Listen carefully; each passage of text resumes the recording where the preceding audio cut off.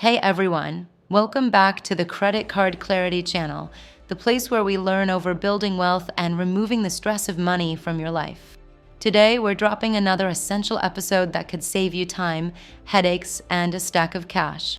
If you care about protecting your finances, this one pays attention to detail and moves fast. We'll walk through practical steps you can use right away and explain why most people miss this crucial option when their cards are compromised. And today we have another juicy one. So without further ado, let's hit the road. If you've ever been hacked or had your credit card details stolen, pause and listen closely. There's a specific dispute path too few consumers know about. It's not magic, but it does require knowing which form to file, how to document unauthorized charges, and how to press issuers until they act. We'll break down the paperwork, the timelines, and the persuasive language that gets results with sample evidence examples. With the right approach, you can often recover every cent taken from your account. Stay tuned because I'll show examples and mistakes to avoid that slow claims or cause denials. By the end, you'll feel confident calling issuers, filing disputes, and escalating to regulators if needed, using phone scripts and escalation checklists and dispute timelines in the description. If this channel helps you, subscribe and share. We're here to equip you with tools to protect your money and grow your credit savvy. All right, let's dig in and reclaim what's rightfully yours. All right, so here's what happened. I got a fraud alert, and at first I was baffled. I started combing through my bank notifications, receipts, and app purchase histories until something jumped out: charges tied to my Uber Eats account. I use Uber Eats constantly. It's the easiest way to get lunch at the office without stepping outside. The driver usually rings my door, hands over the bag, and I'm back to my desk in minutes. I felt violated and immediately wanted answers. Here's what confused me. I never typed my card number into Uber Eats directly. I order through the Uber app and it remembers my card, so ordering takes 2 taps and I'm done. That convenience is priceless during a busy workday, but it also means my payment details are stored in yet another place. I assumed the app and my bank made that safe. I didn't expect someone could piggyback onto my profile and charge meals I never ordered. That felt really awful. I immediately locked down my accounts. I changed passwords, logged out of sessions, and contacted my bank and Uber. The bank flagged the charges and opened a dispute, and Uber's support reviewed my order history while I gathered screenshots and timestamps. In this video, I'll walk you through the exact steps I took, what to report, which evidence matters, and how to pressure issuers so you don't get stuck with fraudulent bills. I'll show the playbook that helped me reverse unauthorized charges soon. When I noticed unfamiliar charges for deliveries I hadn't ordered, I called Chase, where I keep my credit cards, and Uber's customer service to find out what was happening. Between those conversations, I discovered something worrying. Third-party delivery companies such as Uber Eats, DoorDash, and similar apps can access and store your payment method. I always assumed the app only pushed charges when I tapped a button, but the situation was more complicated.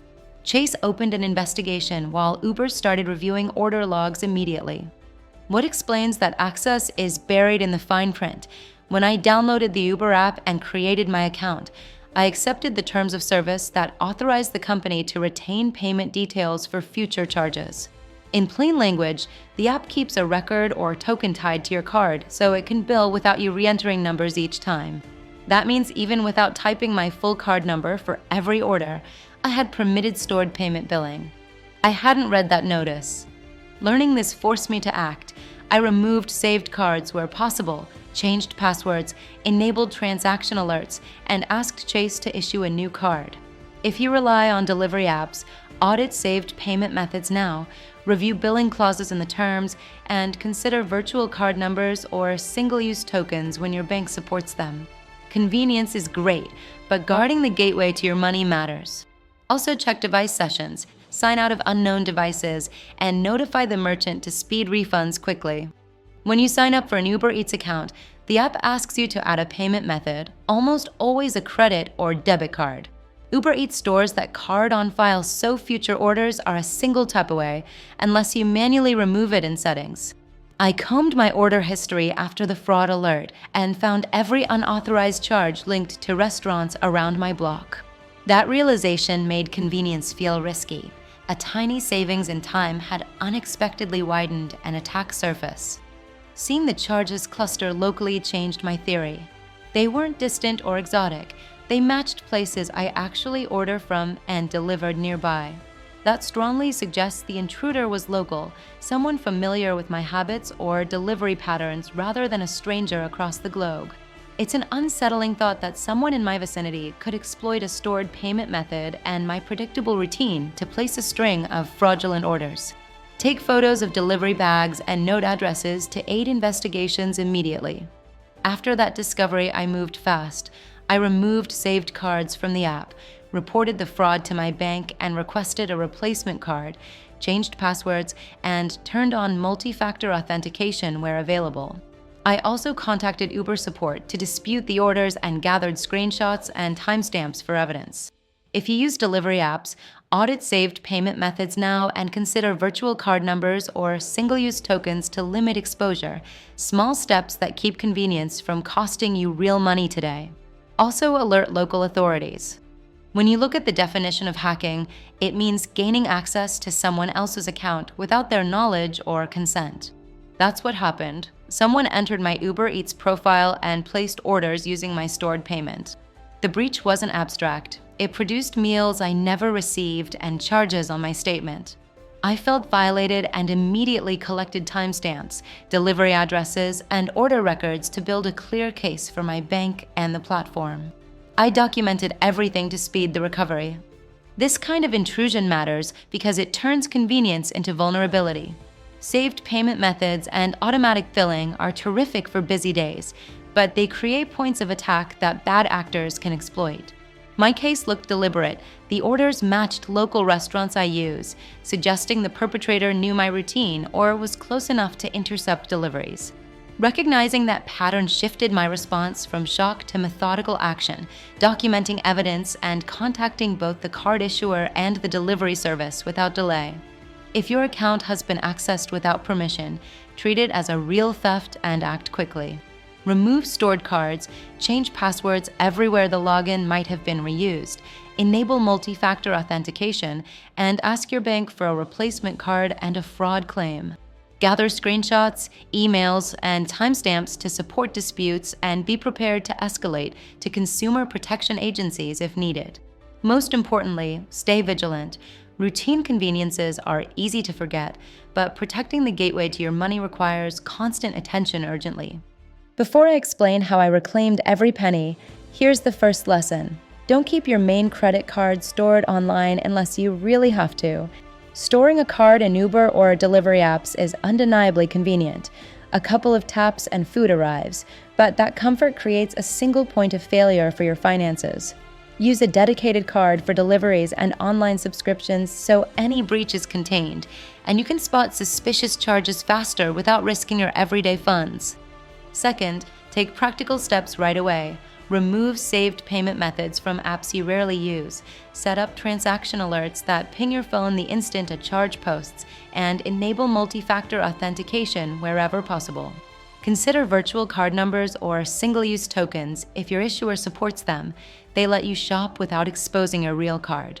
Finally, rotate passwords to a strong, unique phrase and use a password manager so you don't reuse credentials across services. Also review device sessions and remove unknown logins. Third, this setup makes budgeting and recovery far less painful. With a separate online card, you can freeze or cancel it without interrupting paycheck deposits or recurring bills tied to your main account. That isolation also makes disputes simpler. Your bank can zero in on the affected account and issue a prompt refund. Ultimately, small habits, auditing saved cards, enabling alerts, and using virtual numbers buy you real peace of mind and keep convenience from costing you real money. Act fast. First, make a habit of scanning your credit card statements on a regular schedule, weekly if you can, at minimum monthly.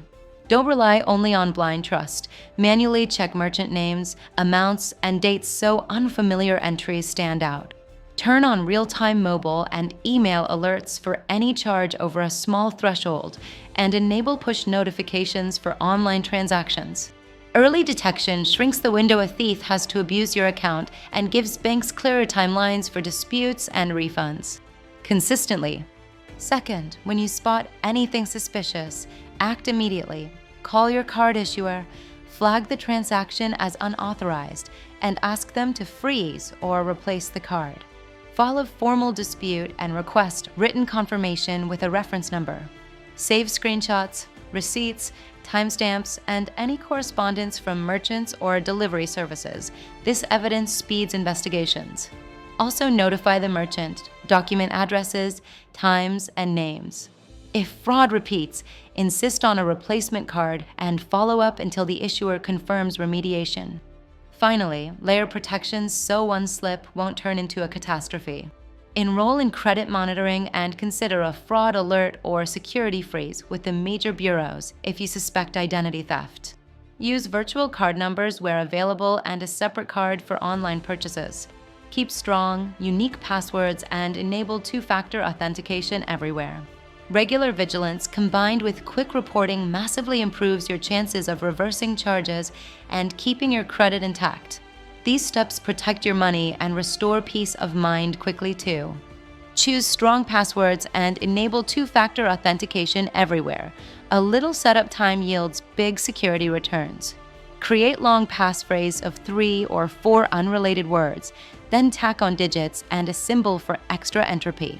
Avoid short, common phrases and predictable substitutions. Never reuse credentials across services because credential stuffing converts one leak into many breaches. Use a reputable password manager to generate and store unique, complex passwords so you only remember one strong master phrase and can rotate important logins when needed. Choose authenticator apps or hardware security keys instead of SMS for second factors, since text messages are vulnerable to interception and SIM swap attacks. Authenticator apps generate time-based one-time codes independent of your phone carrier and resist remote compromise. A physical security key offers cryptographic, phishing-resistant protection that blocks unauthorized logins even if credentials leak. Always save printed or securely stored backup codes offline, separate from everyday devices. Where possible, register a distinct recovery email and limit administrators who can change account security settings. Keep accounts tidy and act fast when something looks wrong. Review active sessions, connected devices, and third-party app permissions frequently, and remove anything unfamiliar. Enable biometric locks and app-level PINs on phones that handle payments, update recovery phone numbers and emails, and keep device software current. If you suspect compromise, revoke access tokens, change passwords immediately, notify your bank, and request replacement cards or credentials. These steady habits preserve convenience while making attackers work far harder to reach your money. Test recovery periodically. Public Wi-Fi is handy, but it's also a common hunting ground for fraudsters and snoops, so treat it like a public restroom. Use it when you must, but don't get comfortable. Avoid logging into bank websites, entering card numbers, or approving payments on coffee shop or airport networks. If you need to check balances or move money, switch to cellular data or your phone's personal hotspot so your device communicates through a private link rather than a shared router. Small habits cut exposure. Periodically. When a public connection is unavoidable, add safeguards. Verify sites use HTTPS. Look for the padlock. Use a reputable VPN so traffic is encrypted, and keep your device firewall enabled. Never accept unknown security certificates or install profile files that captive portals sometimes push. Disable file and printer sharing, AirDrop, and Bluetooth while on public networks, and never save payment credentials in a browser there. Log out of sessions and clear browsing data when you finish. That reduces exposure. Also verify permissions routinely. Finally, adopt practical tools and a skeptical mindset. Enable two-factor authentication on sensitive accounts. Use virtual card numbers or single-use tokens for online purchases. And consider a reputable paid VPN instead of free services that may sell data. Keep your operating system and apps patched, and use secure DNS or privacy-first browser extensions. If you see odd behavior, unexpected login prompts, unfamiliar devices, or account alerts, disconnect. Change passwords from a trusted network and call your bank. Also monitor credit reports. After I spotted the unauthorized charges, I called Chase immediately. Their fraud team locked the card, opened an investigation, and issued a replacement so the crooks couldn't keep charging. A specialist placed a temporary hold while they reviewed activity.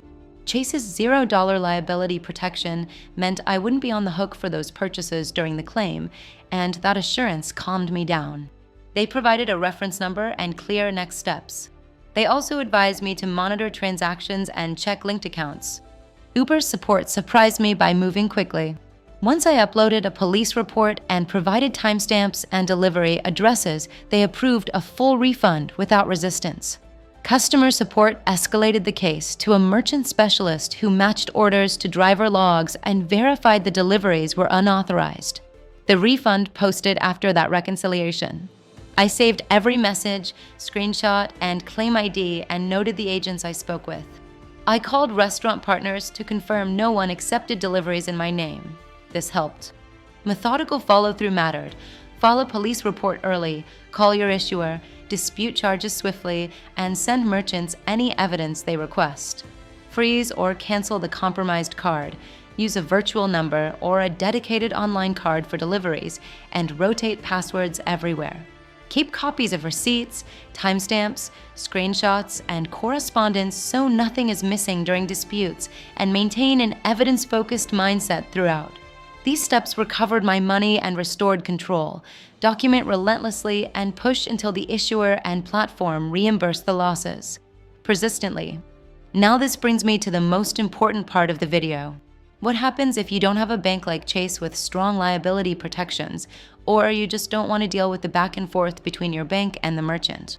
This is where the government can actually step in and help. The Federal Trade Commission, FTC, runs a program specifically for victims of fraud and identity theft, and they have resources that most people don't even know exist. Their website, identitytheft.gov, is designed to walk you through every step of the recovery process in a way that's straightforward and user-friendly. When you file a claim on identitytheft.gov, the site will first ask you for details about what happened, when you noticed it, and the type of fraud that occurred. Based on your answers, it creates a personalized recovery plan and even generates pre-filled letters and forms that you can send to banks, credit bureaus, or other institutions. In my case, when I experimented with the tool, I was impressed by how thorough it was. It doesn't just give you generic advice, it actually gives you the documents you need to formally dispute charges and demand action from companies that might otherwise ignore you. This saves time and strengthens your case. Now, I'll be honest, filing with the FTC isn't always a fast solution. It can take patience because you're essentially involving a government agency and they have to process your claim carefully. But it is worth it.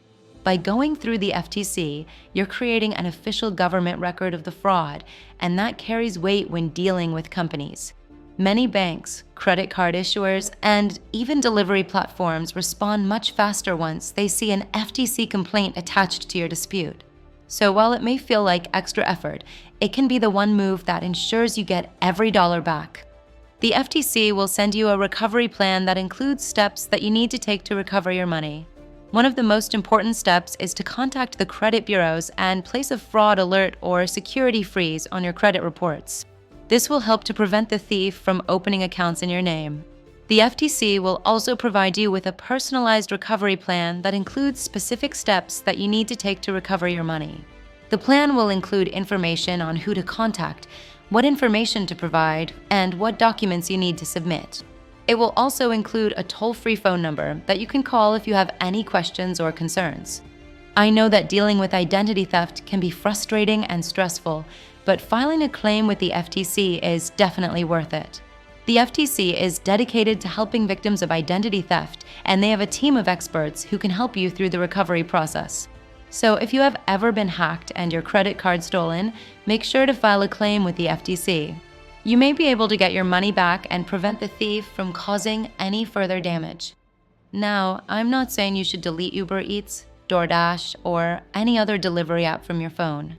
Let's be real, they're convenient, and for many of us, they've become part of daily life.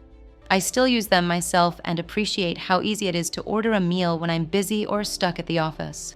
The point here isn't to scare you away from technology, but to remind you that convenience always comes with some level of risk. Once you know that risk, you can take steps to manage it instead of being blindsided later.